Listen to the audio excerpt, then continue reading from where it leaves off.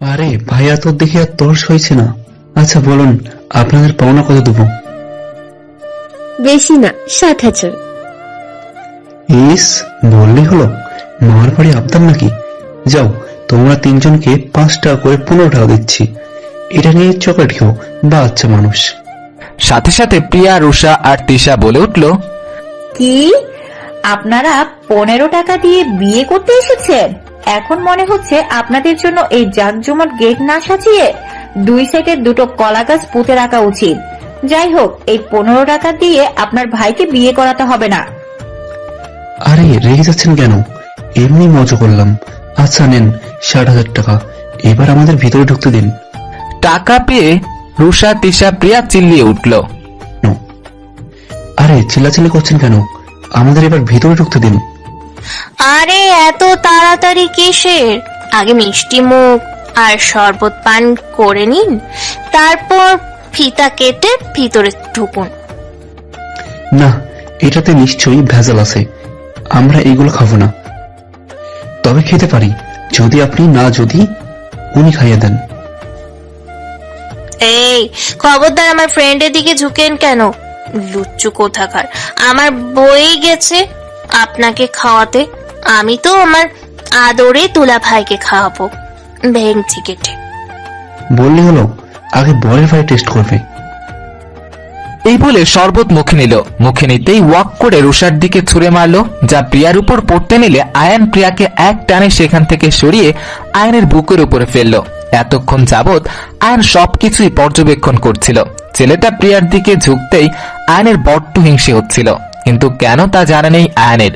এদিকে প্রিয়া হঠাৎ এমন হওয়াতে কিছুই বুঝতে পারছিল না। বিষয়টা স্বাভাবিক হতেই প্রিয়া বুঝতে পেরে লজ্জায় লাল হয়ে গেল। আয়নকে দেখে পাত্রপক্ষের মেয়েরা আয়নকে ঘিরে ধরে তাদের সাথে নিয়ে চলে গেল। আয়ন ইচ্ছে থাকা সত্ত্বেও বাইরের মানুষের সাথে রাগ দেখাতে পারছে না। বড্ড বিরক্ত আয়ন এদের প্রতি। এদিকে প্রিয়া অন্য মেয়েদের সাথে আয়নকে দেখে বেশ রাগ হলো কেন জানি। তাই রাগ মিটাতে ছেলেপক্ষের সবার উপর স্নো স্প্রে ছিটিয়ে মারল। অবশেষে অনেক আনন্দ হইচই করে বিয়েবাড়ির অনুষ্ঠান শেষ হলো। এবার কন্যা বিদায়ের পালা। বিদায়ের সময় জেসিকা আপু অনেক কান্নাকাটি করেছে। সবশেষে জেসিকা আপুর গাড়িতে উঠিয়ে দিল। রওনা হয় পাত্রপক্ষ। এখন থেকে জেসিকা আপুর জগৎ হবে আলাদা। নতুন একটা পরিবারের হবে জেসিকা আপুর। শুরু হবে এক নতুন জীবন। সেই জীবন মানিয়ে নিতে হবে জেসিকা আপুর। এসব ভেবে দীর্ঘ নিঃশ্বাস ছাড়ল প্রিয়া। তারপর প্রিয়া কাপড় চেঞ্জ করে ব্যাগপত্রে গুছিয়ে রওনা দিল বাসার উদ্দেশ্যে। এদিকে আজ সবাই প্রিয়াকে থাকতে বলে, কিন্তু প্রিয়া অনেক বুঝিয়ে ওদের বাড়ি থেকে বের হয়ে আসে। রুশাদের ড্রাইভার চাচা প্রিয়াকে তার বাড়ি দিয়ে আসে। এদিকে আয়ান শাওয়ার নিয়ে নিচে এসে জানতে পারে প্রিয়া চলে গেছে। এটা শুনতেই আয়ানের কেমন যেন নিজেকে খালি খালি লাগতে শুরু করে। আবারও সেই গম্ভীর মুখ টাইপের হয়ে যায়। ভালোই হয়েছে প্রিয়া চলে গেছে, নয়তো জাফর শিকদার প্রিয়ার কোনো ক্ষতি করে দিত ভেবেই মনকে সান্ত্বনা দিল আয়ান। প্রিয়া বাসায় এসে হন হন করে রুমে চলে গেল। রুমে গিয়ে ফ্রেশ হয়ে ওয়াশরুম থেকে বের হয়ে দেখলো রেহান তার বিছানায় বসে আপেল খাচ্ছে। প্রিয়া কিছু না বলে পাশ কাটিয়ে যেতে নিলে রেহান প্রিয়াকে এক টানে বিছানায় বসিয়ে দিল। ভাইয়া ছাড় তো, ভালো লাগছে না। কিরে, ফোনেও না আমার সাথে ভালো ব্যবহার করছিলি, এখন কি হলো তোর? দেখছিস তোর বিছানায় বসে আছি, তারপরও ঝগড়া শুরু করেছিস না? আর আমার অনুমতি ছাড়া তুই বাইরে গিয়েছিস কেন? বাবা, আমাকে না বলে বিদেশ থেকে চলে আসলে, নিজের বিয়ে ঠিক করে নিলে, ভাবি কেমন তা বোনের দেখার প্রয়োজন মনে করনি। এখন আমার বিছানায় বসে বসে একা একা গেলছিস আমায় না দিয়ে, আর আমি কথা না বলতে গেলেই দোষ। ও এই ব্যাপার, আমার লক্ষ্মী বোনটা তাহলে রাগ করেছে। কই বিয়ে ঠিক হলো? শুধুমাত্র এঙ্গেজমেন্ট ঠিক হবে। তোকে ছাড়া তোর ভাই বিয়ে করবে তুই ভাবলি কি করে? আর তোর ভাই যেমন তেমন, কিন্তু ভাবি হবে তোর মনের মতন। ছোট বোনকে এসব বলতে তোর লজ্জা করে না ভাই? যাই হোক, আমার চকলেট বের কর। ও সরি, তোর চকলেট আনতে ভুলে গিয়েছি। তাহলে এখনো আমার রুমে বসে আছিস কেন? বের হ বলছি। বের হবো না, কি করবি? বলেই বিছানায় শুয়ে পড়ল। দাঁড়া, দেখাচ্ছি। এই বলে প্রিয়া মিসেস সাথী রহমানকে ডাকতে লাগলো। আম্মু, ও আম্মু, তোমার ছেলে আমাকে মারছে, বলো আমার রুম থেকে বের হয়ে যেতে। আমার ছেলে যে তোকে কখনো মারবে না সেটা আমি ভালো করেই জানি। বড় ভাই বিদেশ থেকে এসেছে, তুই একটু দুই ভাই বোন মিলেমিশে থাকবি, তা না করে ঝগড়া করছিস। আমি অত কিছু জানি না, তুমি ওকে বের করবে নাকি আমি বাবাইকে ডাক দিব? তোর বাবাই বাজারে গেছে। উফ, তোদের জন্য মাঝে মাঝে মন চায় বাড়ি থেকে চলে যাই। রেহান বাবা, তুই ওর রুম থেকে বেরিয়ে আয় তো। এবার যা, আম্মু তোকে ডাকছে। বললেই হলো, আমি যাব না, দেখি তুই কি করতে পারিস। যাবি না মানে তোর ঘাড় যাবে। এই বলে দুই ভাই বোন মিলে ধাক্কাধাক্কি করছে। প্রিয়া রেহানের সাথে না পেরে ফ্লোরে হাত পা ছিটিয়ে কাঁদছে। রেহান এতক্ষণ এটাই চেয়েছিল, নিজের বোনের বাচ্চামো দেখার জন্য। রেহান মুচকি হেসে প্রিয়াকে ফ্লোর থেকে কোলে তুলে তার ঘরে নিয়ে গিয়ে আলমারির সামনে দাঁড় করালো। কি হলো, আমায় এখানে দাঁড় করিয়ে রেখে আবার কোন নাটক দেখানো বাকি আছে? আগে তো আলমারিটা খোল। এটা বলতেই প্রিয়া আলমারি খোলে। আলমারি খুলতে দেখলো চকলেটের 14 থেকে 15টা চকলেট বক্স সাজানো। ভাইয়া, এই সবগুলো আমার? আরে এত চিল্লাচ্ছিস কেন? সবগুলোই তোর, নিয়ে যা। আমার লক্ষ্মী ভাই, শোনা ভাই, কলেজের টুকরা ভাই, লাভ ইউ রে। শুনেছি, আর পান দিতে হবে না। তোর আলমারি খুলে দেখিস, ওখানে অনেকগুলো নতুন ড্রেস এনেছি। প্রিয়া খুশিতে গদগদ হয়ে সারা বাড়ি লাফাচ্ছে। এদিকে ডিনার টেবিলে রেহানা বেগম বলে উঠল, কালকে তো তিশার এঙ্গেজমেন্ট, তাহলে কোনো কিছুই তো কেনাকাটা হলো না। আর চোখে আয়নের দিকে তাকিয়ে, সেসব নিয়ে ভাবতে হবে, সব কেনাকাটা করে ফেলেছি। আয়নের বলতে দেরি তখনই বাড়িতে লোকজন নানা জিনিসপত্র ড্রয়িং রুমে রেখে চলে গেল। রেহানা বেগম এবার নিশ্চিত হলেন। তখনই রুষা বলে উঠল, ভাইয়া একটা কথা। বল। ওই আমি আসলে কালকে তোমাদের সাথে যেতে পারবো না। প্রিয়া আমাকে ইনভাইট করেছে, ওর ভাইয়ের নাকি। বাকি কথা বলার আগে জেসিকার মা রেখা বেগম বলে উঠল, আমাদের বাড়ির অনুষ্ঠান রেখে তুমি তোমার ফ্রেন্ডের বাসায় যাবে? এটা কেমন দেখায় না? আর তিশা কি ভাববে? আয়ান বলে উঠল, রুষা যাবে? রুষা, তোর যেটা ভালো মনে হয় কর, বলেই উঠে চলে গেল। তিশা ঋষার প্রতি খানিক অভিমান জমেছে, কিন্তু তা প্রকাশ করল না। পরের দিন সকালে সবাই রেডি হচ্ছে। রেহান দেরি বাড়ি যাওয়ার উদ্দেশ্যে, রুষা আগেই প্রিয়ার বাসায় চলে গেছে। এদিকে তিশার বড্ড অভিমান জমেছে রুষার প্রতি। আজ রেহানের জন্মদিন, তাই সবাই রেহানের জন্মদিন সেলিব্রেট করার সাথে তিশার এঙ্গেজমেন্ট হবে সেখানে। আজ তিশা সাদা রঙের একটা গাউন পরে আছে, গাউনটাতে পাথরের কাজ করা। এটা পরতে তিশাকে কুইনের মতো দেখতে লাগছে। এদিকে আয়ান আজ কালো রঙের শার্ট, কালো প্যান্ট, ম্যাচিং ঘড়ি, শার্টের হাতা গুটানো, চুলগুলো এক সাইডে জেল দিয়ে স্পাইক করা, দেখতে অসম্ভব সুন্দর লাগছে। তারপর বাইকে বসে কালো সানগ্লাসটা পরে রওনা দিল আয়ান। বাকিরা পিছনে আসছে। এদিকে প্রিয়া আর রুষা লুকোচুরি খেলছে, আর রেহান ওদের খুঁজতে ব্যস্ত। বোন বলে কথা, তাই সব আবদার পূরণ করে রেহান। এদিকে প্রিয়া আর রুষা বাগানে আম গাছের পিছনে লুকিয়ে মিটিমিটি হাসছে। তখনই আয়ান বাড়ির ভিতরে ঢোকে। রেহান আয়ানের সামনে পড়তেই দোস্ত বলে চিৎকার করে ওঠে, আর আয়ান বাইক থেকে নেমেই রেহানকে মারতে শুরু করে। এটা ওদের নিত্যদিনের কাজ। বিদেশ থাকতে রেহান আয়ানকে না জানিয়ে কিছু করলে দুই বন্ধুর হাতাহাতি হয়। আর ছাড়, আর তোকে কিছু না বললে করবো না, প্রমিস। তোকে আজ ছাড়ছি না। বাংলাদেশে চলে এসেছিস, আমাকে জানালি না পর্যন্ত। তুই তো আজ গেলি। এদিকে রুষার মানুষটাকে চেনা চেনা লাগছে, পিছন থেকে বোঝা যাচ্ছে না। এদিকে প্রিয়া নিজের ভাইকে এইভাবে অন্যের হাতে মার খেতে দেখে সিরিয়াস ভেবে দৌড়ে আয়নের পায়ের উপর পড়ে। আমার ভাইকে ছেড়ে দিন প্লিজ, যা শাস্তি দেওয়ার আমায় দিন, আমার ভাইকে ছেড়ে দিন। এটা দেখে আয়ান আর রেহান দুজনেই উচ্চ স্বরে হেসে দেয়। আয়ান মেয়েটার দুই কাঁধ ধরে উঠাতে উঠাতে বলে উঠল, আরে কি করছো পাগলি মেয়ে, উঠো বলছি। এটা এমনি তোমার ভাই আর আমি মজা করছিলাম।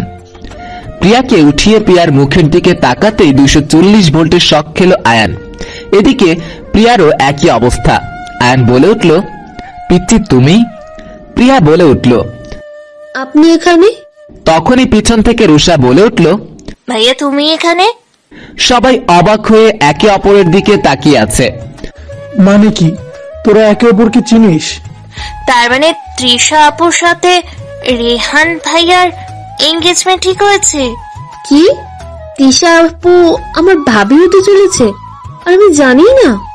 আর সবকিছু খুলে বলতো, আমি কিছুই তো বুঝতে পারছি না। তুই তিশাকে চিনিস প্রিয়া?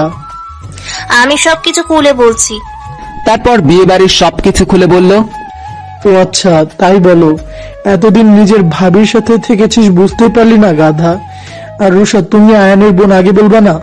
আমি জানতাম নাকি আপনি ভাইয়ার ফ্রেন্ড? আচ্ছা, আপনাদের ফ্রেন্ডশিপের কাহিনী কি বলুন তো? আসলে আমি যখন বিদেশে যাই তখন আমি আর আয়ান একসাথে এক ভার্সিটিতে পড়তাম। তারপর সেখানে আয়ানের সাথে আমার আলাপ হয়, এভাবে আমাদের ফ্রেন্ডশিপের সূত্র। যাই হোক, এবার ভিতরে আয়। তোরা ভিতরে যা, আমি আসছি। আয়নের বলা মতো রুষা আর রিহান কথা বলতে বলতে ভিতরে চলে গেল। প্রিয়াও ওদের পিছনে চলে যেতে নিলেই আয়ান প্রিয়ার হাত ধরে ফেলে। তুমি কোথায় যাচ্ছ? ভিতরে? মিস প্রিয়া রহমান, আপনার বাসা তো ওই গলির ভিতর, তাহলে এখানে কি করছেন? মানে কে বললো আপনাকে? এত তাড়াতাড়ি ভুলে গেলেন? ওই যে ফার্স্ট টাইম আপনাকে একটা বাড়ির সামনে ড্রপ করে দিয়ে এসেছিলাম। আমাকে মিথ্যে অ্যাড্রেস দেওয়ার মানে কি? আচ্ছা, ভুলে গেছি। এবার চলুন তো ভেতরে। বাইরে দাঁড়িয়ে থাকবেন নাকি? আয়ান আর প্রিয়ার উপর রাগ করে থাকতে পারল না, নিমিষেই রাগ উঠাও প্রিয়ার এই ইনোসেন্ট ফেস দেখে। এই প্রিয়ার মাঝে কি আছে কে জানে। তারপর আয়ান বলে উঠল, ওকে, এবার মাফ করলাম, তবে নেক্সট টাইম যাতে আর মিথ্যা কথা না বলতে দেখি। আচ্ছা। গুড, তাহলে এবার ভিতরে যাওয়া যাক। তারপর প্রিয়া তার আয়ান ভিতরে চলে গেল। ততক্ষণে তিশা আর বাড়ির সবাই এসে পড়েছে। তিশা ভিতরে ঢুকেই এক দফা অবাক, এখানে রুষা আর প্রিয়া কি করছে ভেবে। তিশাকে দেখে রুষা আর প্রিয়া দৌড়ে এসে ভিতরে নিয়ে গেল। সেদিকে তিশা এখনো হতবাক হয়ে তাকিয়ে আছে ওদের দিকে। প্রিয়া তিশার মনোভাব বুঝতে পেরে বলে উঠল, আমি বুঝতে পারছি আপু, তুমি কেন এভাবে বোকার মতো তাকিয়ে আছো। ভাবছো নিশ্চয়ই আমি এখানে কি করছি। আমি বলেছি না তোমার শ্বশুর বাড়ি বেরিয়ে আসবো, এই দেখো চলে আসলাম। সত্যি তুমি এসেছো আমার এঙ্গেজমেন্টে? আমি খুব খুব খুব খুশি। আর রুষা, তুই তো আমায় সারপ্রাইজ করে দিলি। আমি ভাবতেই পারছি না তুই প্রিয়াকে নিয়ে আমার শ্বশুর বাড়ি আসবি। আরে আপু, তোমায় প্রিয়া বোকা বানাচ্ছে। প্রিয়ার ভাইয়ের সাথেই তোমার এঙ্গেজমেন্ট। ও এই বাসে থাকবে না তো কোথায় থাকবে? আমি আর প্রিয়া জানতাম না তোমার রেহান ভাইয়ের সাথে এঙ্গেজমেন্ট হবে। এদিকে তিশা আরেক দফা বোকা বনে গেল। প্রিয়া আমার ননদিনী, আমি বুঝতেই পারিনি। আচ্ছা যাই হোক, আমি খুব হ্যাপি। আমার এত কাছে থাকা সত্ত্বেও আমি প্রিয়াকে চিনতে পারিনি। এসে ননদের সাথে ভাব জমিয়ে ফেলেছে দেখছি। কি করছো কি রেহান? সবার সামনে চোখ মেরে দিলে। তারপর সবাই একসাথে হেসে উঠল। এদিকে আয়নের মা প্রথমে প্রিয়াকে দেখে অবাক হলেও পরে রুষা গিয়ে সবাইকে বুঝিয়ে বলে। সবাই ড্রয়িং রুমে বসে গল্প করছে। হঠাৎ রেহানের চোখ যায় আয়নের মা রেহানা বেগমের দিকে। কেন জানি মানুষটাকে বড্ড চেনা চেনা লাগছে রেহানের। ভেবেই রেহানের হাসি মুখখানা মলিনতায় ভরে যায়। বারবার চোখ যাচ্ছে রেহানা বেগমের দিকে, যেন চিরচেনা এই মুখখানা। শত চেষ্টা করেও ব্রেনের কাছে হার মানতে নারাজ রেহান। প্রিয়ার বাবা বলে উঠল, তা বললে কি হয় বেয়ান, অন্তত মিষ্টি মুখ তো এখন করতেই হবে। এই বলে সবার হাতে হাতে চায়ের কাপ তুলে দিচ্ছে সাথী রহমান। এদিকে সাথী রহমান সবার প্রথমেই আয়ানের হাতে চায়ের কাপ তুলে দিল। আয়ান ফোন রেখেই ধন্যবাদ আন্টি বলে হাতের চায়ের কাপ নিতে সাথী রহমানের দিকে তাকালো। এদিকে সবাই প্রিয়ার বাবার সাথে গল্প করতে ব্যস্ত। সাথী রহমানের দিকে অবাক চোখে তাকিয়ে আছে আয়ান। অনবরত চোখ থেকে পানি গড়িয়ে পড়ছে, মনে পড়ছে অতীতের কিছু স্মৃতি। এদিকে প্রিয়া আর রুষা রুমে গিয়ে চকলেট খাচ্ছে। হঠাৎ আয়ানের হাত থেকে চায়ের কাপ পড়ে গেল। রুষা প্রিয়ার শব্দ শুনে জানালার পাশে আসে। কি হলো বাবা, তুমি কাঁদছো কেন? তোমার কি শরীর খারাপ লাগছে? শব্দ হতেই সবাই আয়ান আর সাথী রহমানের দিকে তাকায়। আয়ানের মা সাথী রহমানকে দেখে অবাক হয়ে দাঁড়িয়ে যায়। এদিকে আয়ান অস্ফুট স্বরে বলে উঠল, কাকিয়া তুমি বেঁচে আছো? সাথে সাথে রেহান দাঁড়িয়ে যায়। কাকিয়া মানে? তুই কি পাগল হয়ে গেছিস আয়ান? তার আগে রেহানা বেগম বলে উঠল, স্বপ্না, তুই বেঁচে আছিস? এতদিন কোথায় ছিলি জানিস? তোদের কথা চিন্তা করে আয়নের বাবা হার্ট অ্যাটাক করে মারা গেছে। এদিকে রেহানের চিনতে বাকি নেই, অস্ফুট সুরে বলে উঠল। জেঠিমণি, আয়ান দৌড়ে গিয়ে রেহানকে জড়িয়ে ধরল। তার মানে তুই আমার ছোটবেলার খেলার সাথী আদ্র? এতদিন তোকে কাছে পেয়েও চিনতে পারিনি। হ্যাঁ আমি আদ্র। মুহূর্তেই পরিস্থিতি পাল্টে যায়। রেহানা বেগম বলে উঠল, তুই আমার আদ্র। এই বলে রেহানা বেগম গিয়ে রেহানের কপালে চুমু খায়। আমি তো ভাবতেই পারিনি তোদের ফিরে পাবো। সবটা পলক কোথায়? পলক কি বেঁচে আছে? আসলে আমি স্বপ্না নই, আমি স্বপ্নার চমচ বোন সাথে। রেহান বলে উঠল। তোমরা শান্ত হয়ে বসো, আমি সবকিছু খুলে বলছি। রেহানের কথায় সবাই শান্ত হয়ে যায়, শুধু আয়ান বাদে। আগে বল, আমার প্রিয়তমা কোথায়? ও ঠিক আছে তো? বল না আদ্র, আমার পিতৃটা বেঁচে আছে তো? আয়ান শান্ত হয়ে বস, বলছি তো আমি। আর প্রিয়াই হলো তোর প্রিয়তমা। এটা শুনতেই আয়ান খুশিতে চোখ বন্ধ করে ফেলে, নিমিষেই শান্ত হয়ে যায়। এদিকে প্রিয়া কিছু বুঝতে পারছে না, সব প্রিয়ার মাথার উপর দিয়ে যাচ্ছে। প্রিয়া আয়নের প্রিয়তমা মানে? এদিকে রুষা কিছুটা বুঝতে পারছে। রুষা আর প্রিয়া একে অপরের দিকে চাওয়াচাই করে। বাকিরা শোনার জন্য অধীর আগ্রহে দাঁড়িয়ে আছে।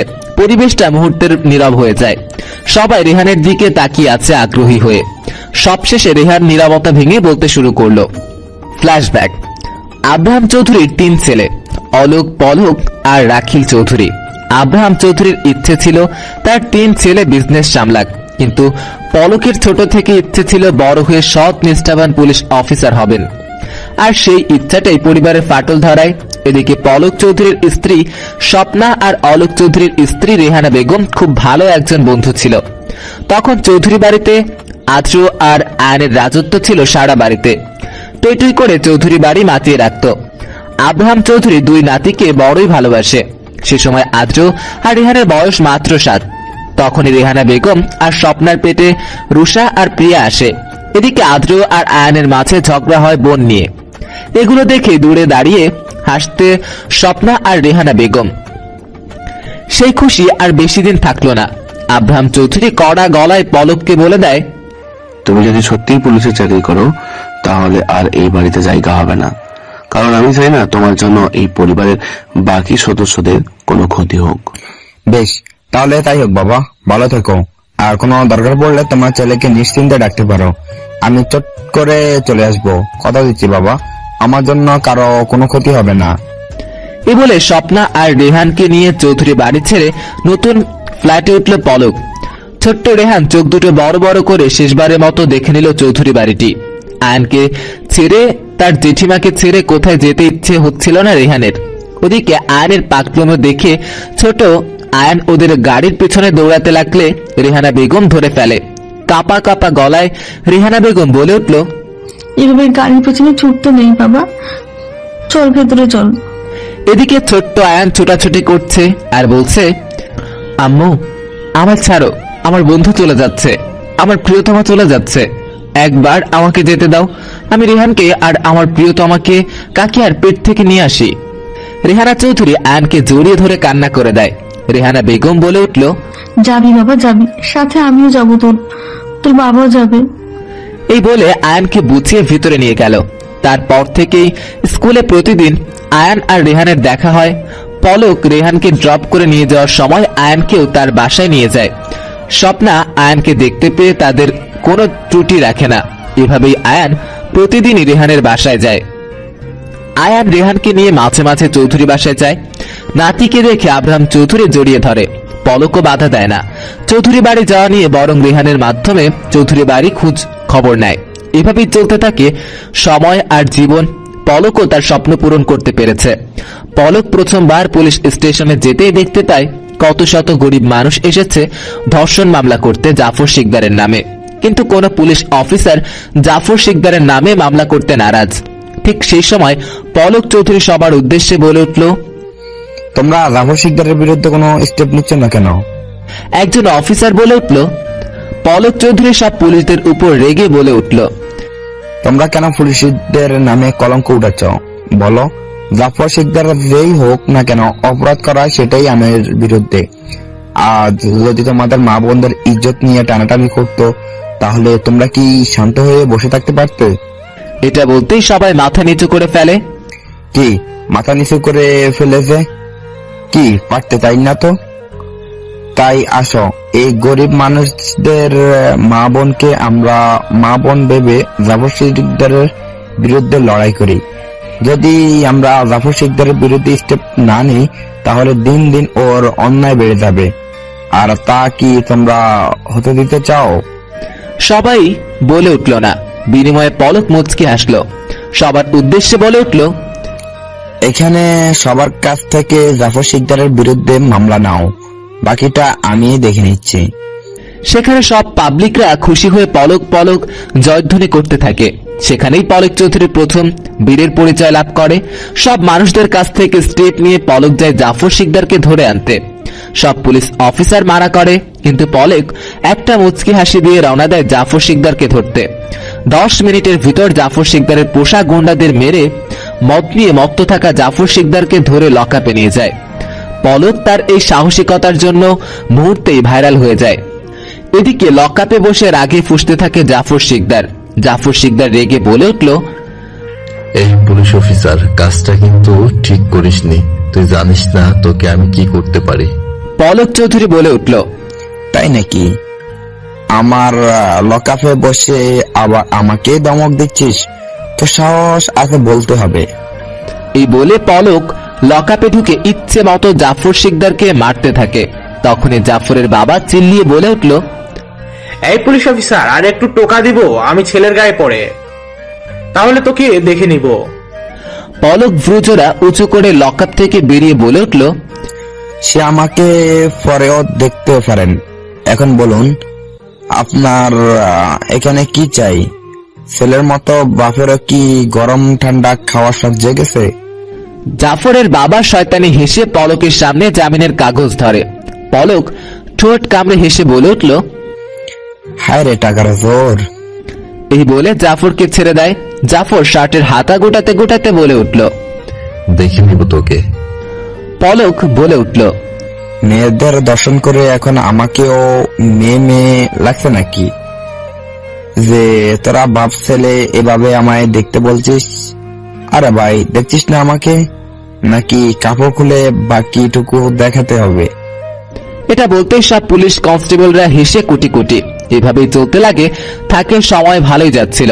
পলক চৌধুরীর জীবন জনগণের কাছ থেকে ভালোবাসা আর ঘরে বউ সন্তান নিয়ে সুখে শান্তিতে থাকা।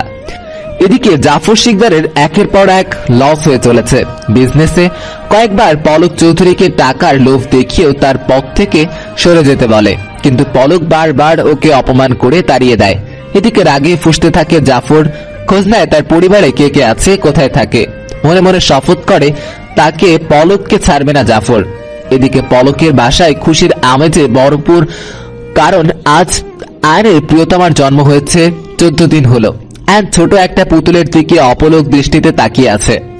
আয়নকে দেখে সেই পুতুলটা খিলখিলিয়ে হেসে ওঠে, আর রেহান ওর কাছে কেঁদে ওঠে। তা দেখে রেহানা বেগম আর স্বপ্না হেসে দেয়। তখনই রেহানা বেগমের পেইন ওঠে, যা দেখে পলক দৌড়ে আসে। রেহানা বেগমকে বারণ করা সত্ত্বেও এসেছে ছেলের সাথে স্বপ্নার মেয়ে দেখার জন্য। অলোক ও পলক রেহানা বেগমকে হাসপাতালে নিয়ে যায়, সাথে আয়ান ও যায়। তার মার এই অবস্থা, তার এখানে থাকাও সম্ভব না। আয়ান আসার আগে তার প্রিয়তমাকে বলে আসে। বিনিময়ে খিলখিলিয়ে হেসে দেয় প্রিয়া। পলক রেহানা বেগমকে হাসপাতালে ভর্তি করিয়ে বাড়িতে চলে আসে, কারণ স্বপ্না বাড়িতে একা আছে। বাড়ির সবাই হাসপাতালে, তাই আর পলককে হাসপাতালের বিষয় নিয়ে চিন্তা করতে হয় না। এদিকে পলক জাফরের বিরুদ্ধে ওত পেতে থাকে বড় কোনো প্রমাণ জোগাড় করার জন্য, যাতে পরের বার আর জাফর শিকদার না জামিন পায়। সে সুযোগটা পেয়ে যায় ও পলক। জাফরের পিছনে আগেই লোক লাগিয়ে দেয় পলক, তাই জাফরের বড় সড় অবৈধ কারবার ধরা পড়ে নারী পাচারের। এসব ভিডিও করে পলকের ফোনের সাথে সাথে পাঠিয়ে দেয়, কিন্তু জাফর তা দেখতে পেয়ে যায় আর সেখানেই মেরে ফেলে সেই লোকটিকে মেরে কাটা মাথার ছবি তুলে পলকের ফোনে পাঠিয়ে দেয়, যা দেখে পলকের মাথা নিমিষেই আগুন ধরে যায়। নিজেকে কোন রকম সামলিয়ে সকালের অপেক্ষায় থাকে পলক। সকাল হলেই এই জাফর নামক ব্যক্তিটির কাহিনী শেষ করবে। এদিকে জাফর শিকদার আজ রাতেই প্ল্যান করে পলক ও তার পরিবারকে সরিয়ে দেওয়ার। তাই যেই ভাবা সেই কাজ। মাঝরাতে পলকের বাসায় কেউ কলিং বেল বাজায়। এত রাতে কে এলো দেখতে স্বপ্না উঠে যে দরজা খুলতে যাবে অমনি পলক আটকে দেয়। এদিকে রেহান ভেবেছে হয়তো জেঠিয়া বাবু নিয়ে এসেছে, তাই ধরফড়ি উঠে সিঁড়ির রেলিং ধরে দাঁড়ালো কে এসেছে দেখার জন্য।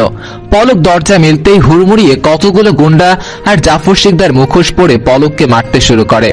পলক চৌধুরী স্বপ্নাকে বারবার উপরে গিয়ে বাচ্চাদের পালিয়ে যেতে বলে। স্বপ্না কি করবে ভেবে পাচ্ছে না। এদিকে নিজের স্বামী, ওদিকে নিজের সন্তান। জাফরের ইশারা করতেই কতগুলো গুন্ডা স্বপ্নার দিকে এগিয়ে আসে। এদিকে রেহান ভয়ে থরথর করে কাঁপছে। স্বপ্না রেহানকে নিয়ে দৌড়ে ভিতরে গিয়ে দরজা আটকে দেয়। ওদিকে পলক গুন্ডাদের নিজের সর্বোচ্চ শক্তি দিয়ে আটকাতে ব্যস্ত। জাফর শিকদার বলে ওঠে, আমার বিরুদ্ধে প্রমাণ জোগাড় করতে লোক লাগিয়েছিস না? কই তোর ফোন দে, দিয়ে দে বলছি। পলক জীবনেও দিবে না বলতেই পলকের পেটের ভিতর ছুরি চালিয়ে দিল। তারপর গুন্ডারা পলকের ঘরের দিকে অগ্রসর হলো। এদিকে ঘন ঘন দরজা ধাক্কানের আওয়াজ আসছে, মনে হচ্ছে ভেঙেই ফেলবে। স্বপ্না জোর করে জানালা দিয়ে রেহানকে বাইরে যেতে বলে গাছ বেয়ে। রেহান যেতে না চাইলেও পলকের কথম দেয়। তারপর রেহান রাজি হয় বোন নিয়ে পালিয়ে যেতে। রেহান যাওয়ার সময় পলক চৌধুরীর ফোনটা দিয়ে দেয় যাতে জাফর আর কোনো টানা পায়। আর স্বপ্না তাড়াতাড়ি তার বড় বোনের নাম্বার সেভ করে দিয়ে বলে তার বোনের কাছে ফোন দিতে। রেহান অবাক হয়ে যায় তার মায়ের বোন আছে এটা শুনে। স্বপ্না বলে উঠল, আমার বোন হুবহু আমার মতো দেখতে, আজ থেকে তাকে মা ডাকবি। এই বলে রেহানকে ধাক্কিয়ে জানালা দিয়ে বের করে দেয়। শেষবারের মতো তোর ছেলে মেয়ের কপালে একটা চুমু দিয়ে নেয়। তারপর শাড়ি দিয়ে দোলনা বেঁধে জানালা দিয়ে প্রিয়াকে রেহানের কোলে পাঠিয়ে দেয়। রেহান বোনকে কোলে পেতেই ছুটতে শুরু করে। কিছু দূর গিয়ে তার মার ব্যথা ভরা চিৎকার শুনতেই দাঁড়িয়ে যায় রেহান। না জানে কি করছে তার মার সাথে লোকটা। এটা ভাবতেই রেহানের মরে যেতে ইচ্ছে করছে, কিন্তু তার বোনের ঘুমন্ত মুখটা দেখে আবারও ছুট লাগায়। এদিকে জাফর শিকদার খবর পেয়ে যায় পলকের ফোন নিয়ে তার 2 ছেলে মেয়ে পালিয়েছে, তাই ওদের পিছনে লোক লাগিয়ে দেয় মেরে ফেলার জন্য। ততক্ষণে রেহান তার খালাকে ফোন করে সব বলে। জাফর শিকদারের লোক ওদের দিকে এগিয়ে আসতে দেখে রেহান আবারও ছুট লাগায়। কিছু দূর যেতেই রেহানকে ধরেই ফেলবে, সেই মুহূর্তে কেউ একজন এসে এদেরকে গাড়িতে উঠিয়ে নিয়ে যায়। ওদিকে জাফর শিকদারের লোক ওদের ধরতে না পেরে জাফরকে গিয়ে মিথ্যা বলে যে পিচ্চি দুটোকে মেরে ফেলেছে, যা শুনে জাফর অট্ট হাসিতে ফেটে পড়ে। তারপর পলক চৌধুরীর বাড়িতে আগুন লাগিয়ে দিয়ে সেখানে থেকে জাফর চলে যায় যাতে সবাই এটাকে একটা দুর্ঘটনা মনে করে। এদিকে রেহান তার খালামণিকে তার মায়ের মতো দেখতে পেয়ে কান্নায় ভেঙে পড়ে, ওখানেই জ্ঞান হারায়। সেখান থেকেই সাথী তাদের গ্রামের বাড়ি নিয়ে যায়, আর সেখানেই ওদের মায়া মমতা দিয়ে মানুষ করে। সাথীর কোনো ছেলে মেয়ে না থাকায় ওদের নিজেদের ছেলে মেয়ের মতোই আগলে রাখে, কখনো বুঝতে দেয়নি সাথী তাদের পালিত মা। তারপর থেকে আমরা গ্রামের বড় হই। ওই লোকটা আমাদের ক্ষতি করতে পারে ভেবে আমাদের নাম পরিচয় সবকিছু বদলে দেয় মামুনি। বলে দীর্ঘ নিঃশ্বাস ত্যাগ করলো রেহান। এদিকে এখনো চোখ বন্ধ করে আছে আয়ান, তার কানে কথাগুলো বারবার বাজছে আর রাগে ফুঁসছে। এদিকে রেহানা বেগম আর বাকিরা এটা শুনে হা হয়ে আছে, মুখ দিয়ে কোনো কথাই বের হচ্ছে না। সবার চোখে জল, এমনকি তিশাও হা হয়ে আছে। রেহানা বেগম চোখ মুছে বলে উঠল, সবই বুঝলাম, কিন্তু স্বপ্নে যে আরেকটা বোন ছিল, কই আমরা জানতাম না দে, আর বিয়ের দিনও দেখিনি। আসলে আমি আমার হাজবেন্ডের সাথে আগে রিলেশনে ছিলাম, কিন্তু আমাদের পরিবারের এই সম্পর্কটা কেউ মেনে নিতে চায়নি, তাই আমি পালিয়ে আসি। সেই দিন থেকে বাবার জন্য আমি মরে গেছি। এরপর থেকে তার একটা মেয়ে আছে, সেটা তিনি দাবি করত। পরিবারের সবাই আমার দিক থেকে মুখ ফিরিয়ে নিলেও আমার বোন আমার সাথে লুকিয়ে কথা বলতো। বলেই মুখটা ফ্যাকাশে হয়ে গেল। এদিকে সবটা জেনে প্রিয়ার পায়ের নিচ থেকে মাটি সরে গেল। এতদিন পর সবটা জেনে তার কি প্রতিক্রিয়া করা উচিত বুঝতে পারছে না। এতদিন তার ভাই এত কিছু জেনেও নিজে কষ্ট সহ্য করে এসেছে, অথচ প্রিয়া কিছুই জানে না। প্রিয়া দৌড়ে গিয়ে রেহানকে জড়িয়ে ধরে কান্না শুরু করে দিল আর বলতে লাগলো, ভাই এতদিন কেন তুই আমাকে কিছু জানাসনি? এত কষ্ট তুই নিজের ভিতরে কি করে লুকিয়ে রাখতে পারলি ভাই? রেহান ও তার বোনকে জড়িয়ে ধরে ফুপিয়ে কান্না করতে লাগলো। তোকে বললে তুই খুব কষ্ট পেতিস বোন, আর তুই জানিস আমি তোর চোখের জল সহ্য করতে পারি না। প্রিয়ার কান্না শুনতে পেয়ে আয়ান ফট করে চোখ খুলে ফেললো। প্রিয়ার কান্না সহ্য না করতে পেরে আয়ান প্রিয়াকে এক টান দিয়ে আয়ানের পাশে বসালো। তারপর আয়ান বলে উঠল, এই পিচ্চি তুই কাঁদছিস কেন? যা হবার হয়ে গেছে, এখন তোকে আমি পেয়ে গেছি, আর হারাতে দিব না। প্রিয়ার ঠোঁটের উপর আঙুল ধরে রেহান গলা জেরে বলে উঠল, আয়ান আমার বোনকে ছাড় বলছি। আয়ান বলে উঠল, তাহলে তোকে তিশাকেও দিব না। ভুলে যাস না, তোর ফুপি মানে আমারও ফুপি, আমারও বাবার বোন, তাহলে শুধু একা অধিকার নাকি তোর? এদিকে তিশা লজ্জায় নুয়ে যাচ্ছে, শেষে কিনা মামাতো ভাইয়ের বউ হবে এই ভেবে। এখন তো তোদের পরিবার পেয়ে গেছি, চলে যাওয়ার আগে তোর জন্য পায়েস রেঁধেছি, খেয়ে যাস। আর এই দুটো বুড়ো বুড়িকে মনে পড়লে দেখতে আসিস। কি বলছো এগুলো আম্মু? তোমাকে কে বলেছে তোমাকে ছেড়ে চলে যাব? আমি কোথাও যাচ্ছি না, বউ নিয়ে এই বাড়িতেই আসবো। আরে ভাবি, আমাদের বংশের হলে কি হবে? এত কষ্ট করে মানুষ করেছেন আপনারা, তাই আপনারাই ওর বাবা মা। আমরা কিন্তু ওদের কোথাও নিচ্ছি না, বরং আপনার বাড়িতে আমাদের বাড়ির মেয়ে পাঠাবো। নিমেষেই সাথী রমনের মন ভালো হয়ে গেল। যতই হোক মা তো মাই। আপনারা বসুন, আমি আপনাদের জন্য মিষ্টি নিয়ে আসি। আর আপনাদের আজকে কিন্তু আমাদের বাসায় থাকতে হবে। খুশিতে চোখ দুটো চিকচিক করে উঠল। এদিকে রুষা এসে প্রিয়াকে খোঁচাচ্ছে। প্রিয়া খুব খুশি, এতদিনে নিজের একটা পরিবার পেয়ে। জীবনটা বড়ই অদ্ভুত, কাছের মানুষগুলো এত কাছের থেকেও চিনতে পারলো না। আয়ান প্রিয়ার দিকে তাকিয়ে মিটি মিটি হাসছে, এই হাসি যেন মুখ থেকে সরছে না আজ। প্রিয়া তিশার সাথে হেসে হেসে কথা বলছে, তখনই নজর গেল আয়ানের দিকে। আয়ানকে প্রিয়ার দিকে তাকিয়ে এইভাবে হাসতে দেখে প্রিয়া একটা চোখ মেরে দিল। হঠাৎ এমন হওয়ায় প্রিয়া নিজের কাছে নিজেই হতবাক হয়ে রইল। এদিকে আয়ান প্রিয়ার এহেন কাণ্ডে অবাক হয়ে হাঁ করে তাকিয়ে রইল। প্রিয়া বিষয়টা এড়িয়ে যাবার জন্য আয়ানকে ভেঙচি দিয়ে আবারও আড্ডায় মনোযোগ দিল। আয়ান প্রিয়ার বোকামিতে উচ্চস্বরে হেসে দিল। তখনই প্রিয়ার বিড়াল ছানা লাফ দিয়ে আয়ানের কোলে উঠে বসলো। আয়ান হুশ করে বিড়ালটাকে ধাক্কা দিয়ে ফেলে দিল। প্রিয়া চিৎকার করে বলে উঠল, আমার চিকা চিকা। সাথে সাথে সবাই জোরে হেসে দিল। এভাবে খুনসুটি দুষ্টুমি করে রিহান আর তিশার এঙ্গেজমেন্ট সম্পূর্ণ হলো, সাথে বিয়ের তারিখও ঠিক করা হলো। একটা ফোন আসায় আয়ান বাইরে চলে গেল। অবশেষে প্রিয়াদের বাসা থেকে বিদায় নিল আয়ানরা। বিয়ের সব অ্যারেঞ্জমেন্ট করতে হবে তো তাই। এদিকে জাফর শিকদার বাড়ির সবকিছু ভেঙে চুরমার করে ফেলেছে। তার কানে প্রিয়ার আসল পরিচয় এসেছে। জাফর শিকদার একটা ধারালো ছুরি নিয়ে সেই লোকটার সামনে দাঁড়ালো, যাকে প্রিয়াদের মারার দায়িত্ব দিয়েছিল। কিরে, তুই না বলেছিলি ওদেরকে মেরে ফেলেছিস, তাহলে ওরা এখনো বেঁচে আসে কি করে? আসলে বস, ওই দিন ওদের ধরে রাখতে পারিনি, আর আপনার ভয়ে মিথ্যা কথা বলতে হয়েছে। জাফর শিকদার উচ্চস্বরে হেসে বলে উঠল, তুই জানিস ওদের কাছে পলক চৌধুরীর ফোনটা আছে। ওই ফোনটা আমার চাই, নয়তো আমার বিজনেস সবকিছু ধ্বংস হয়ে যাবে। বস, এখন কি করে জানবেন ফোনটা কোথায় আছে? যদি পলক চৌধুরী ছেলে ফোনটা ঘেরে দেখে তাহলে তো সব শেষ। ফোনটা তো আমার পেতেই হবে। আর জাফর শিকদার তার পথে কোনো আগাছা রাখে না। কয়েক বছর আগে বাপ মরেছে, আর এখন ছেলে আর মেয়ে মরবে। বেচারা আর বিয়ে করতে পারবে না, কিন্তু তার আগেই তুই মরবি। এই বলে এক কোপে লোকটির মাথা কেটে ফেললো। বাকিরা এই দৃশ্য দেখে ভয় থরথর করে কাঁপছে।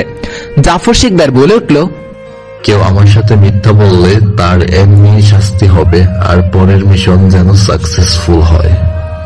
এই বলে জাফর শিকদার গটগট পায়ে বেরিয়ে গেল। পরের দিন আয়ান প্রিয়াকে ফোন করে। প্রিয়া আননোন নাম্বার দেখে কৌতূহল নিয়ে ফোন রিসিভ করে। হ্যালো, কে? আমি কে সেটা তোমার জানতে হবে না, তাড়াতাড়ি রেডি হয়ে নিচে নেমে এসো।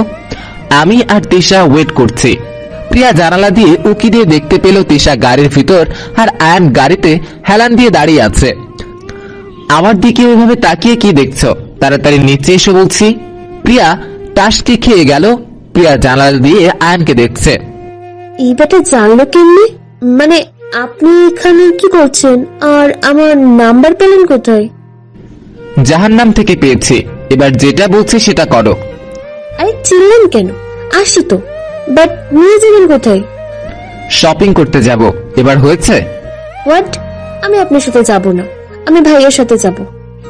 সোজা কথায় আসবে নাকি উপরে গিয়ে তোমার কোলে করে নিয়ে আসবো? আর আমি যদি উপরে যাই তোমার চিকা চিকাকে আছাড় মারবো। না না, আমি এক্ষুনি আসছি।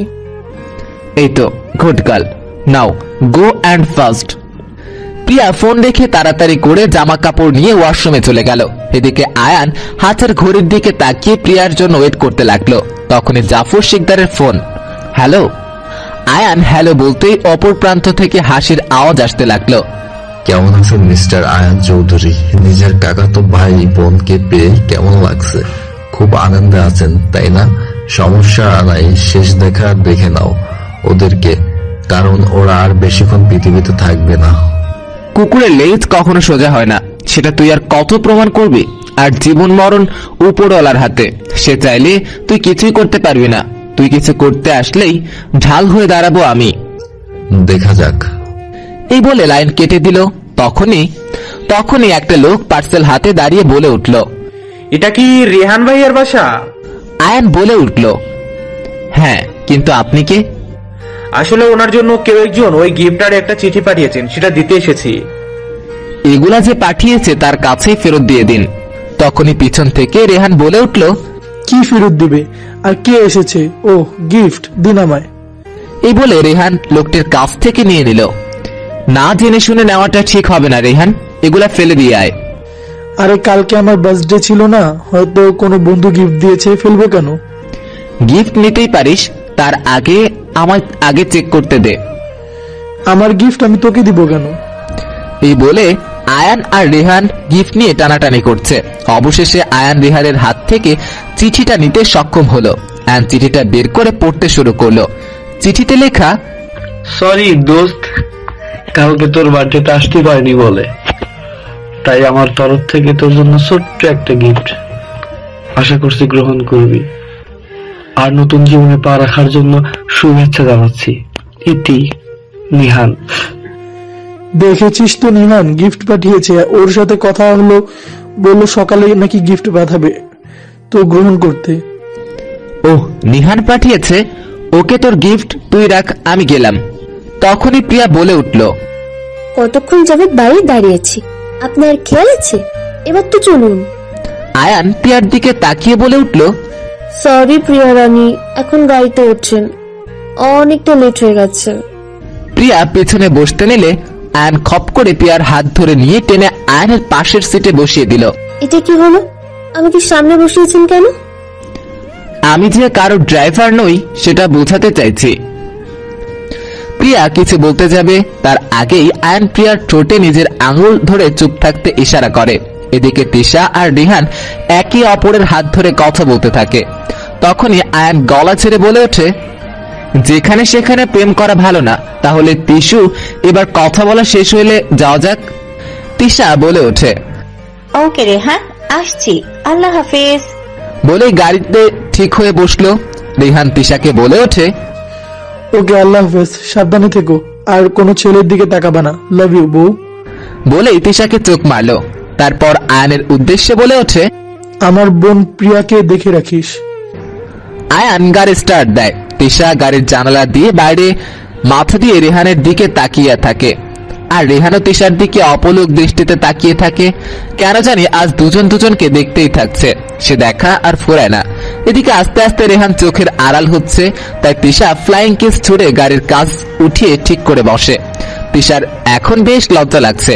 এদিকে রেহান তিশার কিস দেখে মুচকি হেসে মাথা চুলকে ঘরের দিকে অগ্রসর হলো। এদিকে প্রিয়া বারবার আয়ানকে আর চোখে দেখছে। এরপর আয়ান বলে উঠল, কি ব্যাপার, আমাকে এইভাবে খুঁটিয়ে খুঁটিয়ে দেখছো যে? এই পিচ্ছি, তোমার ব্যাপার কি বলো তো? আপনি তো ড্রাইভ করছেন, তাহলে বুঝলেন কি করে যে আমি আপনাকে দেখছি? তার মানে আপনি আমাকে দেখছেন? আমি না দেখেই বলতে পারি তুমি কি করছো, এবং না দেখেই বলতে পারি তোমায় আজ দেখতে কেমন লাগছে। সত্যি? তাহলে বলুন তো, আমায় আজ দেখতে কেমন লাগছে? তুমি আজ সাদা রঙের থ্রি পিস পরেছ। থ্রি পিসে সাদা রঙের পাথর দিয়ে কাজ করা, রোদ পড়তেই চিকচিক করছে। মাথায় হিজাব বেঁধে এক সাইডে সিল্ক ওড়ানো, যা বাতাসে দোল খাচ্ছে। ঠোঁটে গোলাপি লিপস্টিক, দেখতে অসম্ভব মায়াবী লাগছে। এদিকে প্রিয়া লজ্জায় নিয়ে যাচ্ছে। ঠিকই তো, আজ প্রিয়ার দিকে বেশ তাকায়নি। আর যে বর্ণনা দিল তাতে একটা মানুষের পক্ষে খুঁটিয়ে না দেখলে বলা সম্ভব নয়। প্রিয়া বলে উঠল, আপনাকে আজ অসম্ভব সুন্দর লাগছে। আপনার কি কালো রঙের শার্ট পরা এত জরুরি ছিল? আশেপাশের শাকচুন্নিদের পটানোর এক্সপার্ট আল্লাহ, কেন যে এই ডেভিলটাকে এত সুন্দর করে বানিয়েছে। পিচ্চির মতলবটা তো আজ ভালো লাগছে না। পিচ্ছি, সামথিং সামথিং। Nothing nothing. এই বলে বাইরের দৃশ্য দেখায় মনোযোগ দিল। অবশেষে আয়ান, প্রিয়া, তিশা বড় একটা শপিং মলে ঢুকলো। আয়ান শপিং মলে ঢুকতেই সব মেয়েরা হাঁ করে তাকিয়ে আছে আর ফিসফিস করছে। আয়ান ডোন্ট কেয়ার ভাব নিয়ে প্রিয়ার জন্য কতগুলো জামা সাজেস্ট করলো, এগুলো প্যাকিং করে দিতে বললো। এদিকে তিশা রেহানের জন্য আর নিজের জন্য কতগুলো কাপড় সাজেস্ট করলো। প্রিয়া কোনো কিছুই ভালো লাগছে না, মেয়েদের কথা শুনছে আর রাগে ফুঁসছে। আয়ান প্রিয়ার হাত ধরে পুরো শপিং মল ঘুরে বেছে বেছে প্রিয়ার জন্য আর আয়ানের জন্য কিছু জিনিসপত্র কিনলো, জামা জুতা সবকিছুই। তারপর তারা বিল পে করার জন্য গেল। সেখানে গিয়ে নিহানকে দেখতে পেল, হাতে তার গিফট বক্স। যে চলে যেতে নিবে অমনি আয়ান নিহানকে ডাক দিল। আরে নিহান না, কিরে কেমন আছিস? আলহামদুলিল্লাহ ভালো আছি, তুই কেমন আছিস? অনেক দিন পর দেখা। আর তোর সাথে ওরা কে? ওরা হলো এই যে পিচ্চি মেয়েটাকে দেখছিস, ওটা আমার ছোটবেলার প্রিয়তমা, আর ও হলো তিশা, রেহানের প্রিয়তমা। যাক, অবশেষে তোর প্রিয়তমাকে পেলি। আসসালামু আলাইকুম দুই ভাবি। প্রিয়া কপাল কুঁচকে কিছু বলতে যাবে, তার আগেই আয়ান বলে উঠল, তোর হাতে গিফট বক্স কেন? আবার কাকে গিফট দিতে যাবি? ওহ, তোকে তো বলাই হয়নি, আমি রেহানের বাসায় যাচ্ছি। কাল আমার আম্মু অসুস্থ ছিল, তাই যেতে পারিনি, তাই আজ যাচ্ছি। এটা রেহানেরই গিফট, চল তাহলে একসাথেই যাই। এদিকে আম্মুর শরীরটাও ভালো না। এদিকে প্রিয়া, তিশা আর আয়ান হতবাক হয়ে তাকিয়ে আছে। কি, তুই না সকালে গিফট পাঠিয়েছিস?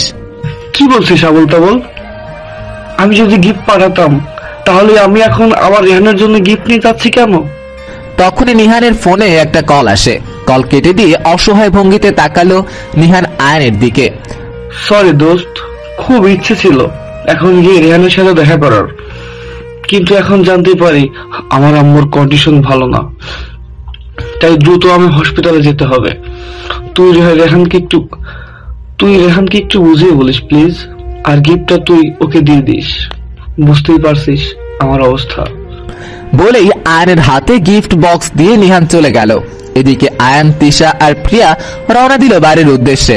সারা রাস্তায় প্রিয়া দেখতে পেল আয়ানের চোখে দুশ্চিন্তার ছাপ। প্রিয়া বলে উঠল, ভাইয়ের অন্য কোনো ফ্রেন্ড গিফট দিয়েছে হয়তো। সারা রাস্তায় প্রিয়া আর তিশা বিয়ের প্ল্যান করতে করতে বাড়ি যেতে লাগলো। আয়ান নিশ্চুপ হয়ে ড্রাইভ করতে লাগলো। অজান্তেই আয়ানের রাগে কপালের রগগুলো ফুলে উঠল। প্রিয়াদের বাড়ির গলির ভিতর ঢুকতেই দেখলো আকাশে কতগুলো কালো ধোঁয়া উড়ে যাচ্ছে। আয়ানের বুকের ভিতর ঢক করে উঠল। তাই আয়ান অনেক জোরে গাড়ির স্পিড বাড়িয়ে দিল। প্রিয়া আর তিশা চোখ খিচে বন্ধ করে আছে। প্রিয়াদের বাসার সামনে আসতেই মানুষের প্রচুর ভিড় দেখতে পেল। তারপর আয়ান, প্রিয়া আর তিশা ভিড় ঠেলে ভিতরে গিয়ে দেখলো ফায়ার সার্ভিসের লোকজন আগুন নিভাতে ব্যস্ত, আর অ্যাম্বুলেন্সে কতগুলো পোড়া লাশ তুলছে। পুরো বিভৎস হয়ে আছে। এদিকে প্রিয়া, আয়ান, তিশার মুহূর্তের মাঝেই পৃথিবীটা থমকে গেল। প্রিয়ার বাকশক্তি হারিয়ে মাটিতে বসে গেল। আয়ানের বুকের ভিতর ছিন্ন ভিন্ন হয়ে যাচ্ছে, আর বুঝতে পারছে এগুলা কার কাজ।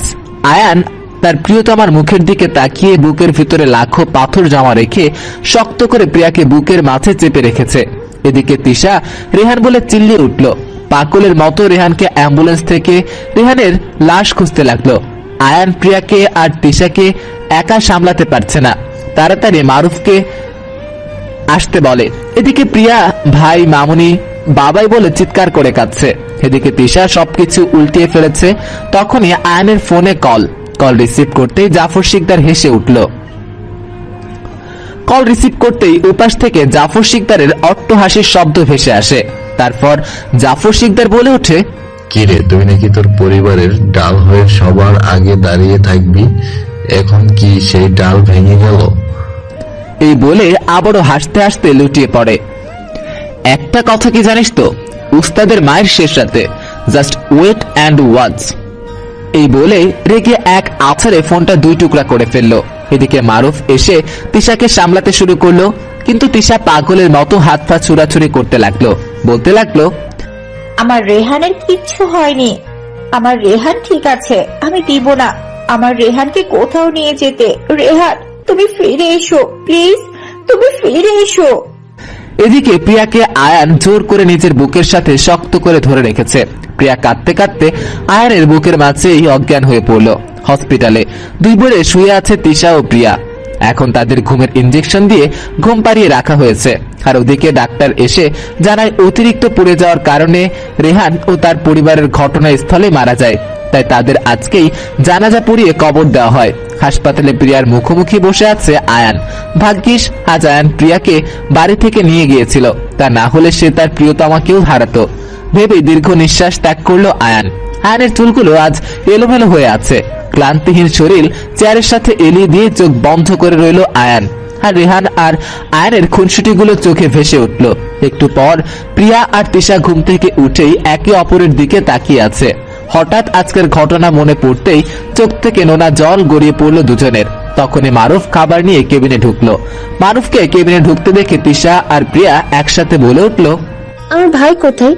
বাবা এই মামুনি ওরা কেমন আছে? তিশা জিজ্ঞাসু দৃষ্টিতে তাকিয়ে আছে, এই আশায় রিহান ফিরে আসবে এই আশা নিয়ে। তখনই মারুফ বলে উঠলো, ওরা অনেক ভালো আছে, এখন ঘুমিয়ে পড়ছে, জাগতে একটু টাইম লাগবে, তার আগে তোমাদের বলেছে এই খাবার খেয়ে নিতে। প্রিয়া আর তিশা বুঝতে পেরেছে রিহান আর কেউই বেঁচে নেই। তিশা কিছু না বলে ঠোঁটের কোণে মিথ্যা হাসিয়ে ঝুলিয়ে বলে উঠলো, আমাদের আর মিথ্যা সান্ত্বনা দিও না মারুফ ভাই, বিশ্বাস করো আমরা আর কষ্ট পাবো না, দাও খেয়ে নিচ্ছি। অনেক কষ্টে নিজেকে সামলিয়ে এগুলো বলে চোখের জল মুছল তিশা। মারুফ বুঝতে পারছে তিশা অতি শোকে পাথর হয়ে আছে। এদিকে প্রিয়া আবারও পাগল হয়ে গেছে। প্রিয়া হঠাৎ চিৎকার করে বলে উঠলো, হে আল্লাহ, ছোটবেলায় আসল মা বাবাকে নিয়ে নিয়েছো, এখন কেন আবার আমার জীবন থেকে মা বাবার মতো কাউকে পাঠিয়ে তা আবার নিয়ে নিলে? আমার প্রাণপ্রিয় ভাইকে কেন তুমি নিয়ে নিলে? ওদের যখন তুমি নিয়ে নিলে তাহলে আমায় কেন রেখে দিলে? আমি কি এমন পাপ করলাম যে পাপের শাস্তি ছোটবেলা থেকে আমি দিয়ে যাচ্ছ? আমাকে নিয়ে নাও তুমি খোদা। এদিকে আয়ান প্রিয়ার চিৎকার শুনে ধরফরে ওঠে। আয়ানের চোখ লাল হয়ে আছে। আয়ান উঠে প্রিয়ার দুই কাঁধ ধরে বলে ওঠে, খেয়ে নাও প্রিয়া, তোমার শরীর অনেক দুর্বল, তাই তোমায় এখন খেয়ে দিয়ে ওষুধ খেতে হবে। তো আর খবরদার, যদি মরার কথা বলেছ তো তাহলে আমার চেয়ে খারাপ আর কেউ হবে না। প্রিয়া আয়ানকে আরো জোরে জড়িয়ে ধরে ডুকরে ডুকরে কেঁদে উঠল। আর প্রিয়া বলতে লাগলো, এই পৃথিবীতে আর আমার কে আছে বলুন? আমি মরে যেতে চাই। এই কষ্ট যন্ত্রণা আমি যে সহ্য করতে পারছি না। আমার কষ্টে বুকটা ফেটে যাচ্ছে। আমার আর বাঁচার একটু ইচ্ছে নেই। কাকে নিয়ে বাঁচবো আমি? এদিকে আয়নের পিছে প্রিয়ার নখ বিঁধে গেছে, তবুও আয়ন একটুও তার জায়গা থেকে নড়ছে না। প্রিয়ার মুখে আবার মরার কথা শুনে আয়ন রেগে দেওয়ালে ঘুষি মারলো। তারপর আবার প্রিয়ার গাল দুটো চেপে ধরে বলতে লাগলো, এই মেয়ে কি মরে যাবে শুরু করেছো? কে বলেছে তোমার কিছু নাই? আমাকে কি তোমার চোখে পড়ে না? আর কার জন্য মরবে? তুমি মরলে জাফর শিকদার জিতে যাবে। তুমি কি চাও না তোমার পরিবারকে যে মেরেছে তার কাছ থেকে প্রতিশোধ নিতে? তুমি চাও না তোমার বাবা মা ভাই ওপারে সুখে থাকুক? এত কিছু হয়ে যাওয়ার পরেও জাফর শিকদারকে ছেড়ে দিবে? তুমি পলক চৌধুরীর মেয়ে। পলক চৌধুরী কখনো হার মানেনি, আর পলক চৌধুরীর মেয়েও হার মানবে না। এদিকে প্রিয়া মনে মনে আওড়ালো, সত্যি তো, যারা আমাদের শান্তিতে বাঁচতে দেয়নি তাকে তো ছেড়ে দেওয়া যায় না। যে করেই হোক জাফর সিকদারের জীবন আমি শেষ করে দিব। মনে মনে প্রতিজ্ঞা করে বসে প্রিয়া। হ্যাঁ, আমি প্রতিশোধ নিতে চাই।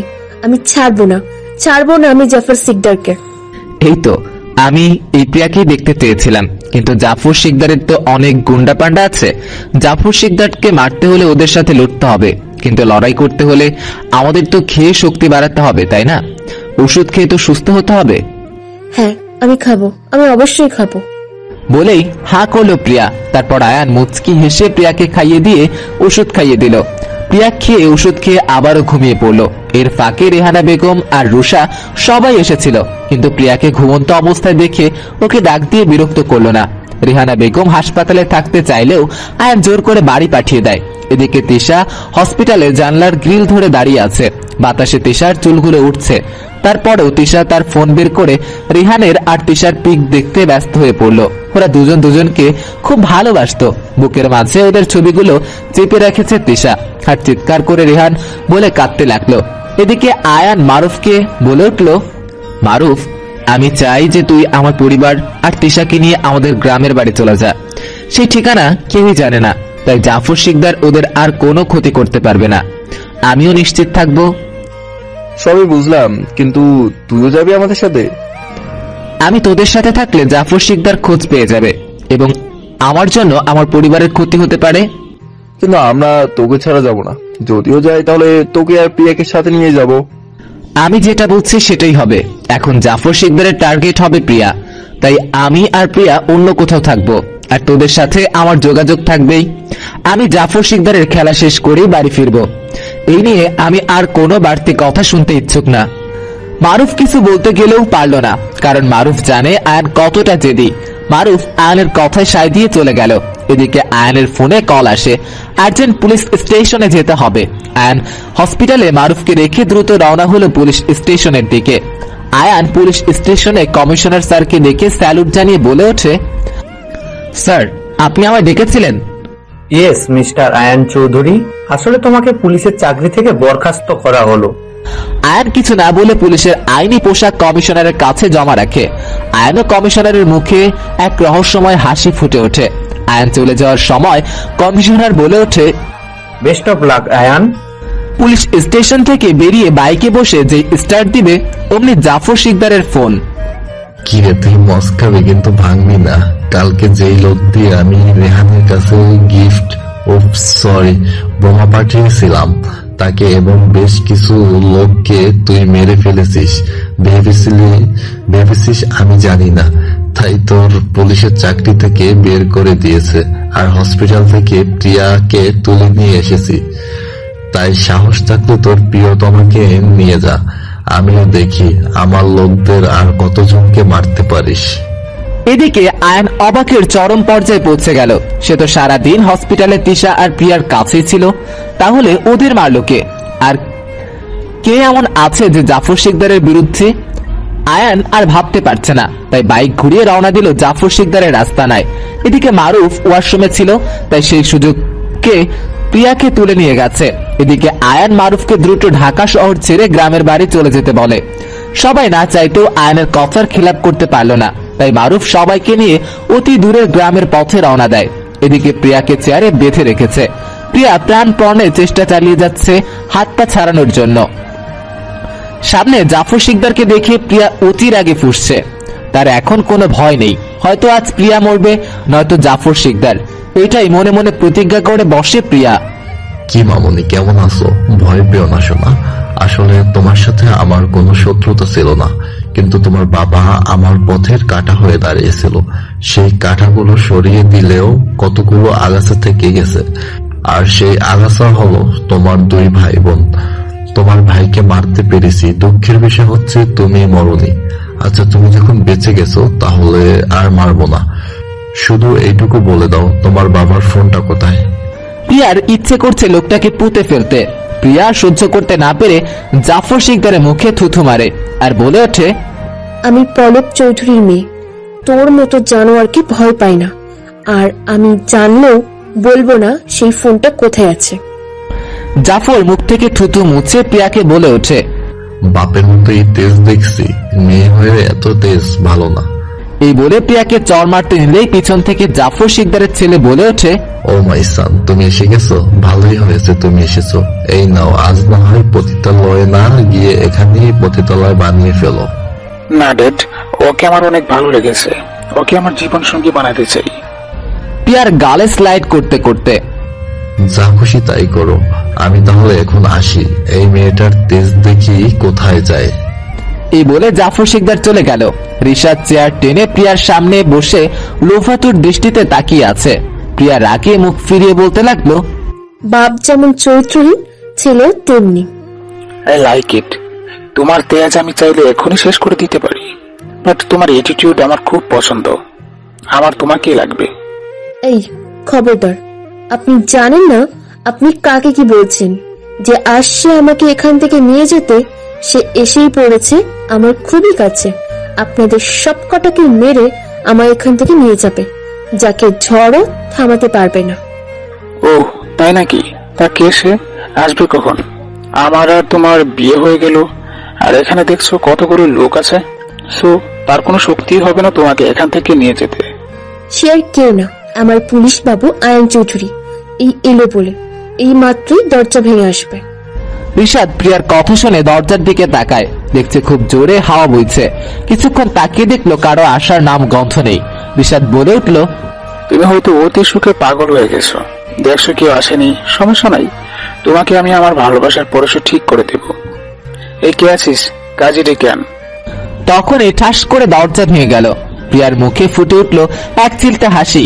আয়ন ভাব দিয়ে বলে উঠল, দেখেছিস, বলেছিলাম না আমার পুলিশ বাবু আসবে। আমি one and only ion Chowdhury, প্রিয়ার পুলিশ বাবু। কারো কোথাও যেতে হবে না, আমি কাজে নিয়ে এসেছি। তোর সাহস আছে বলতে হবে, তুই এসেছিস আমার থেকে প্রিয়াকে কেড়ে নিতে। ওই তোরা দেখছিস কি, ওকে ধরে বেঁধে ফেল যাতে জীবিত না যেতে পারে। এটা বলতেই সবাই এগিয়ে গেল আয়নের দিকে। আয়ন চিৎকার করে বলে উঠল, আরে ভাই, শেষবারের মতো আমার কথাটা তো শুনুন। ওই তোরা থাম, এবার বল কি বলতে চাস। খবরদার কোনো চালাকি করবি না। আরে ভাই, কি যে বলেন, আপনার মতো এত বুদ্ধিমান ব্যক্তির সাথে আমার চালাকি যায়? আসলে বলতে চেয়েছিলাম যে আপনার মতো একটা হিরোর কাছ থেকে কারো এত সাহস হবে যে প্রিয়াকে কেড়ে নিতে। ভাই, ভুল ত্রুটি হলে ক্ষমা করবেন। আমি আরো আপনাকে সাহায্য করতে কাজে নিয়ে এসেছি, আর আপনি কিনা আমাকে মারতে চাইছেন। ঠিক আছে, আমি চলে যাচ্ছি। ভেবেছিলাম আপনাদের বিয়েতে আমি একটু আনন্দ করব, তা আর হলো না। এই বলে চলে যেতে নিলে ঋষাদ বলে ওঠে, দাঁড়া, আমার কাছ থেকে পালাতে চাইছিস কার অনুমতি ছাড়া? এখান থেকে চলে যাচ্ছিস? এই বলে রেগে আয়নের দিকে এগিয়ে গেল। এদিকে আয়ন অবাক পানে তাকিয়ে আছে। আয়ন যতটুকু জানে এই ব্যাটাকে পাম দিলেই ফুলে যায়। তাহলে কি আয়নের কারসাজি ধরা পড়ে গেল? আয়নকে সম্পূর্ণ অবাক করে দিয়ে ঋষাদ আয়নকে জড়িয়ে ধরল। তোকে তো ছাড়ছি না, আমার বিয়ে সম্পন্ন করার দায়িত্ব তোর হাতে দিলাম। তুই আমাকে যতটুকু বুঝেছিস ততটুকু আমার বাবাও বুঝে নাই। এ তোরা দূরে সরে যা, এখন থেকে আয়ান আমার ভাই। এদিকে আয়নের ঠোঁটে ফুটে ওঠে ডেভিল হাসি। প্রিয়া এদিকে রাগে ফুসতে ফুসতে শেষে কিনা আয়ান প্রিয়ার সাথে এমন করতে পারলো। মন থেকে বের করে দিয়েছে প্রিয়া আয়ানকে।